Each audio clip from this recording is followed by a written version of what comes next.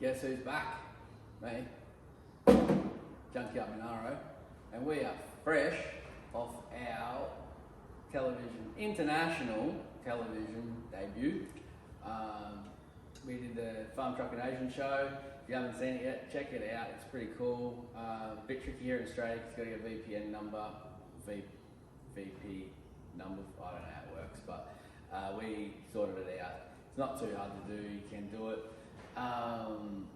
And it's floating around out there, so you can get on that, check it out. Great show, awesome bunch of people, from the producers to the stars of the show to the crews. They're all really good people, and we had an amazing time. As many of you know, I got to do the whole series, not the whole one. I missed Perth, but I did Brisbane, Sydney, Melbourne. I didn't race Sydney, Melbourne, because I was busy helping some of the American guys, which you can see on YouTube as well. So that was great, absolutely loved it. Got a lot of airtime on the Farm Truck and Asian show because we got two races. We got a rematch, which was great. We got the truck race and the street race, both very close races. One really close race. Bit of controversy floating around out there, a lot of comments about who they thought win. So drop in the comments who you thought won.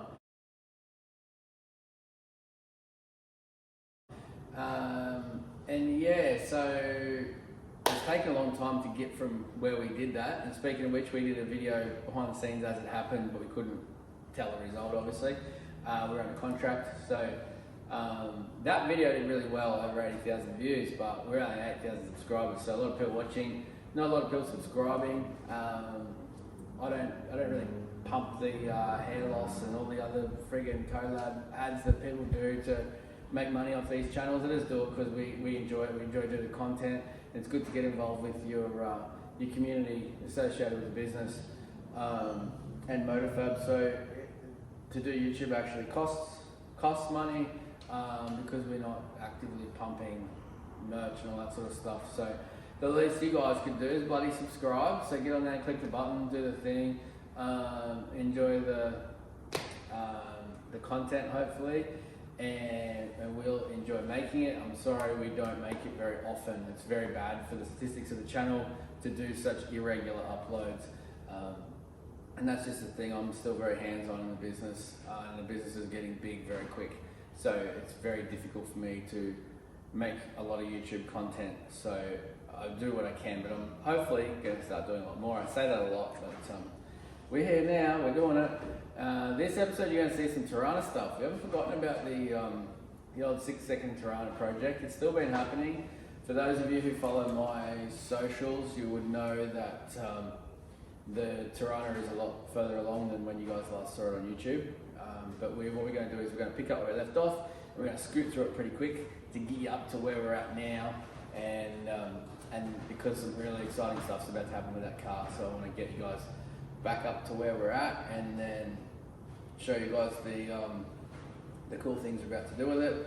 Some cool stuff happening with this car as well. You haven't seen the end of it. I think it's absolutely phenomenal that we started this little 90-day COVID bloody Junkyard Monaro build. It was a bit of a, I don't know, test the water, a bit of a muck around, a bit of fun, something different, and we've ended up going so far with it and gotten on international TV. So couldn't ask for a better result from something so meaningless that we started, and now it has so much meaning and so much importance to everything that we do. So this car is a jewel, and it's only going to get better. We've got some cool things happening to this car very soon.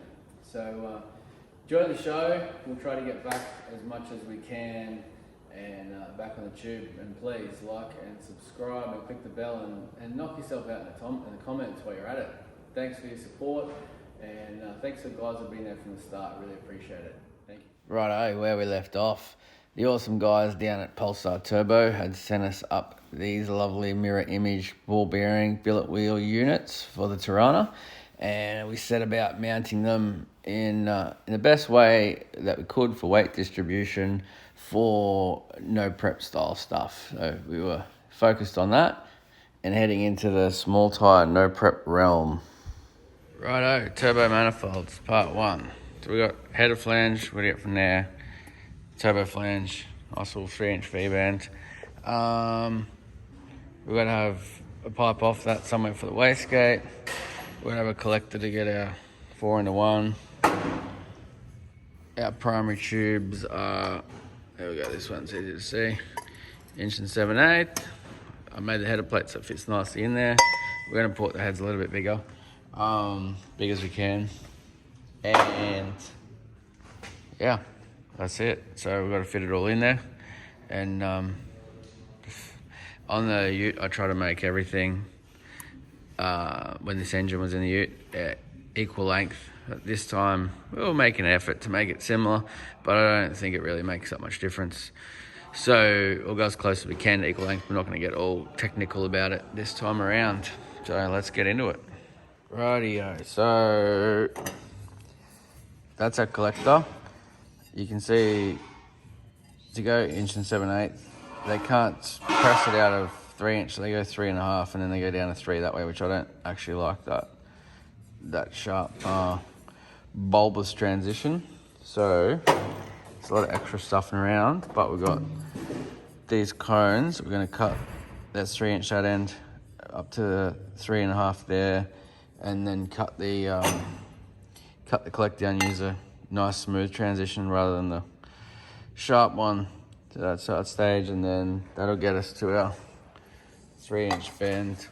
Obviously this is a little bit shorter, excuse the rusty old bend, but, and then yeah, out to the collector. So it's a little bit of extra work, but it'll be better in the long run, better for airflow. Righto, so here's our collector.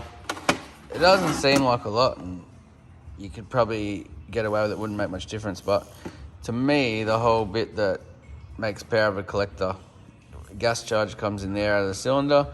Behind it's a slight vacuum because of inertia, so it pulls out of the other cylinder when the 4 pipes come in there. So if you go and have a sharp bump just after, the collector is critical. The collector is what makes it an extractor, not a manifold, and actually extracts from the cylinder. Now with turbo stuff, it's usually under back pressure, but when you're really trying to make power, you size your turbos so that you get nearly 1-to-1, so then you get back into a scenario like a naturally aspirated engine when gas velocity here in the collector can actually start to extract from the motor, which is when you start to really make some power. So this smooth transition here really helps that extraction characteristic of the collector. So putting a step there, it could totally stuff that up. Could not too, but rather be safe than sorry. So there you go, Collectors 101. Righto, so that is one side tacked together. You can see they're not exactly tune length, but they're pretty close actually. They're pretty close to the same length. Like I said, doesn't really matter. We got as much extra length in that one as we could, because that would have been a short one otherwise. And yeah, it's pretty equal. You can see we've got really good spark plug access. You can get all the plugs with ease under there. Very easy. And just everything's out of the way. We've got enough clearance there for the tyre. And the turbo, I'll have some ducting down there to pick up the cold air from under the front, coming through to the front or underneath or something. But there we go. It's a bit hard. There's something in the way to get the camera in there. But yeah, I'm really happy with it. I'll go back to get an overall look. I quite like the look of it all flying back like that. And then, yeah. So obviously we'll have our pipe come up there into the other side of the firewall for the intake. Dump pipe, little short dump pipe like there that we discussed. Wastegate placement's very important. I'll go through that more as we do it. And wastegate to be up here somewhere. And then the screamer pipe will be very short at the side. You can see the profile of the side of the car. Dump's going to be short. Wastegate pipe's going to be very short. We'll go through a bit of collector stuff later. And but yeah, sorry about the zoom. That's the basic layout. So the other side will be pretty much similar. And there we go. I'm really happy with it. I like the way they all flow. I like the way everything works. Functional, easy to work on, and should flow really well and make a lot of power.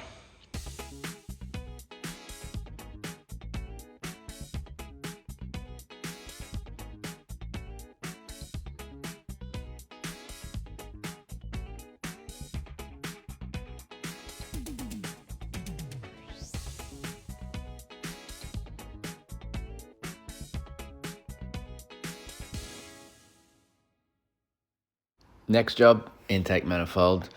A lot of people believe it doesn't matter what you do, exhaust manifolds and intake manifolds on turbo cars, it just makes power because turbos make power, but that's not true. The intake manifold is very important with a turbo charge setup in my opinion. There's a lot of testing, and once you get your turbo set up right, if it makes an influence on the engine naturally aspirated, it has the same influence turbocharged. It is exponentiated at every extra atmosphere that you add a boost. So tunnel rams make more power than single plane manifolds. It's been proven a million times over. And plenums work really well with turbo setups. Bigger plenums tend to make more power.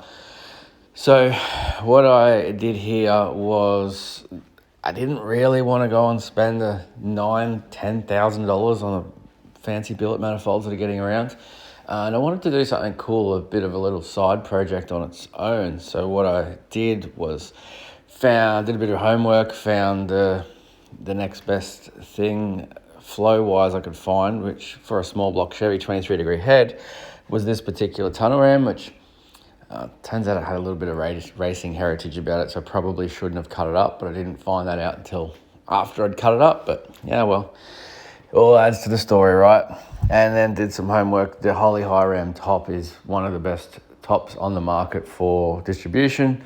So I bought one of those and they're quite cheap. And then I set about adapting the good flowing Holley tunnel ram for the 23-degree heads to the LS high ram for the top part to come up with a combination that's going to work great for this engine. Yeah, it's a bit of a Frankenstein, but I think it's going to work really, really well. I think it came out pretty good. We've added the billet atomized ejectors and the drive-by-wire throttle. That's a story for another day. Next job, on to mounting the intercooler and doing all the cold side plumbing. Yes, I am running an intercooler and methanol, quite controversial as well. Running a combination like this with a 23-degree headed small block head will be a restriction. So the colder you get the air, the smaller the air becomes, the more power you can make from the same cross-sectional area. So getting the air cold, jamming it in the engine, all is going to make this little engine be able to make more power. So yes, definitely running alcohol and an ice box. Dump pipes and screamers were pretty straightforward, nice and easy, nice and short, keep them nice and light. And there you go, we're starting to get somewhere. And that'll be enough for this episode. Look out for the next one as we get further into this build. Thanks for watching. Don't forget, like and subscribe.